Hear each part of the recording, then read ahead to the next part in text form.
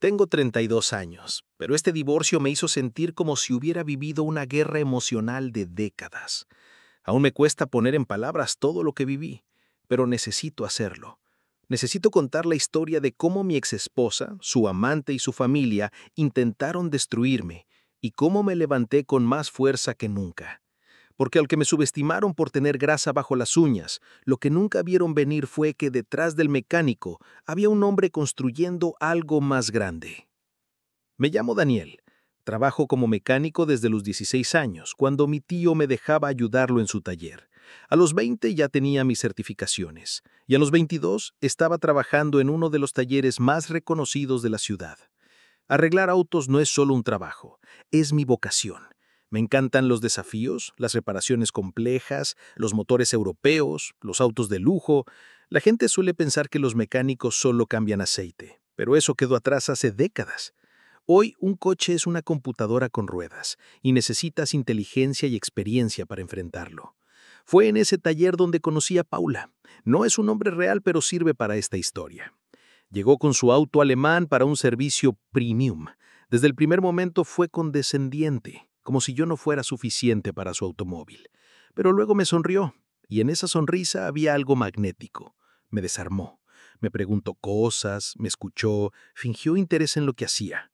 Venía del mundo corporativo, marketing de alto nivel, vestía trajes de diseñador, llevaba bolsos cuyos nombres ni siquiera sabía pronunciar. Me sentía afortunado. ¿Cómo podía alguien como ella fijarse en alguien como yo? Empezamos a salir. Mis amigos bromeaban, ¿cómo hiciste para salir con esa ejecutiva? Yo no tenía respuesta. Me enamoré. Y cuando 2 años después nos casamos, pensé que lo habíamos logrado, que a pesar de nuestras diferencias habíamos construido algo real. El primer año fue bueno, en apariencia. Yo trabajaba de sol a sol en el taller.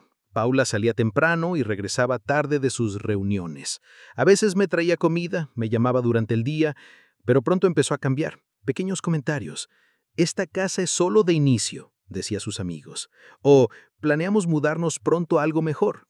La casa que yo había comprado con mis ahorros, que había decorado con tanto esfuerzo, se volvió algo de lo que se avergonzaba. Peor aún, empezó a presentarme como empresario automotriz, en sus fiestas, en eventos, en lugar de decir simplemente mecánico, como si ser mecánico fuera algo vergonzoso. Una vez incluso se rió cuando le conté que pensaba tomar clases de negocios. Me miró como si fuera una broma. Mi hermana Laura me lo advirtió. Nunca le cayó bien Pauma. Me decía que no le gustaba cómo me miraba, como si fuera un proyecto que quería cambiar. No le hice caso. Estaba enamorado. Todo se torció cuando Paula fue ascendida. Su mundo corporativo se volvió aún más elitista. Empezó a hablar de cenas elegantes, eventos, colaboraciones estratégicas, y un nombre empezó a repetirse: Marcos. Al principio era solo mi compañero de trabajo, luego el que me ayudó con el ascenso, después mi mentor. Una noche llegó a casa a las 11 con un vestido que jamás había visto. Dijo que fue una reunión de emergencia con un cliente importante. Se molestó cuando pregunté por qué no me había avisado. Ahí supe que algo iba mal. Empecé a prestar atención.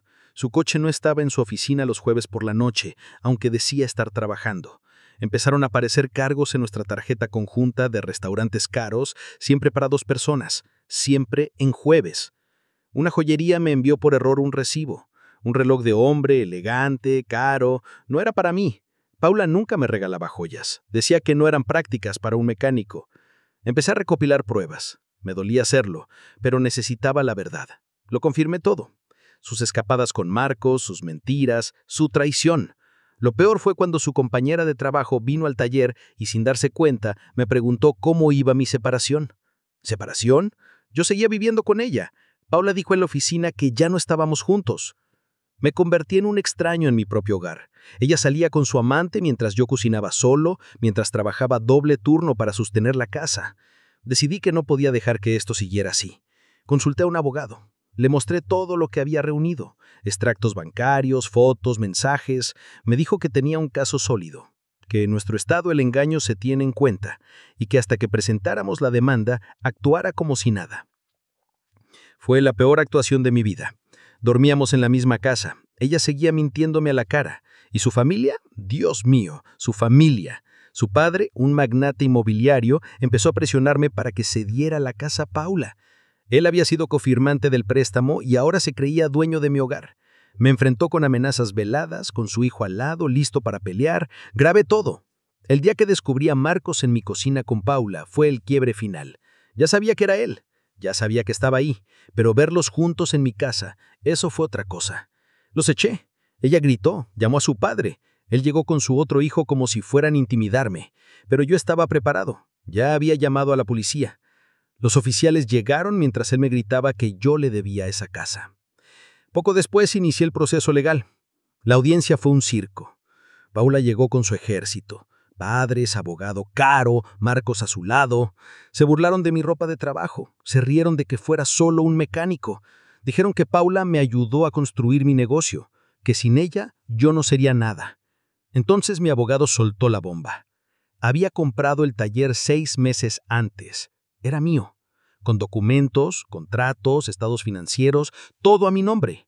Lo había hecho en secreto, mientras ella se revolcaba con su amante.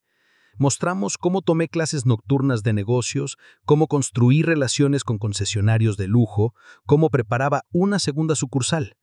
Paula se quedó sin habla, su padre rojo de furia. Marcos desapareció. Dejó de hablar como si la tierra lo hubiera tragado. Supongo que darse cuenta de que no iba a quedarse con una mujer rica lo desmotivó. El juez no les dio nada. Ni la casa, ni el taller, ni mis herramientas, ni mi coche. Nada. Ella pudo quedarse con su auto y recibió manutención por 3 meses. Eso fue todo. Paula lloró. Gritó que era injusto, que le arruiné la vida. Pero yo no le arruiné nada. Solo dejé que la verdad hablara. Ahora mi taller prospera. Abrí la segunda sucursal. Trabajo codo a codo con mis empleados. Algunos de los amigos de Paula que solían burlarse de mí ahora traen sus autos y fingen no reconocerme. No necesito venganza. El éxito habla por mí. A veces Paula me escribe, me pide que hablemos. Dice que cometió errores, que se dio cuenta de que Marcos no era quien creía. Nunca le respondo. Prefiero el sonido de un motor bien ajustado y el silencio de mi nueva libertad.